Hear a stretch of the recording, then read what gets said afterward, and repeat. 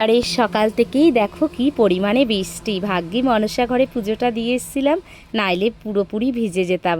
জানো আজকে না মাকে দিয়েছি আমি দুধ কলা। হ্যাঁ, প্রত্যেক রোববার ইচ্ছা আছে মাকে দুধ কলা দেব।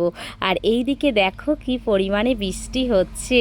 যতই হচ্ছে বৃষ্টি, ভাবসা গরম কিন্তু আর কমছে না। তো যাই হোক, যেটুকু চাতক পাখির মতো জল পাওয়া গেছে। আজকে রবিবারের রান্নায় রয়েছে দেখো মেনুটাই আলাদা। আজকে কিন্তু চিকেন নেই, আবার মাটনও নেই। আজকে আছে ফ্রাইড রাইস আর সাথে থাকছে কিন্তু পনির। আর দেখো এই যে আমার রান্নাঘরের কিছু সুন্দর জিনিস, যেটা আমার কাছে অনেক সুন্দর, হয়তো অনেক দামি নাও হতে পারে, এগুলোকে চেষ্টা করি রান্না শেষে আমি একটু মুছে রাখার। আবার বলতে পারো এক একটা তরকারি বসিয়েও কিন্তু আমি তার মাঝে এগুলোকে মোছামুছি করে নিই। আর দেখো প্রত্যেকটা জিনিসই যত্নের মাধ্যমেই কিন্তু সুন্দর থাকে, তাই না বলো?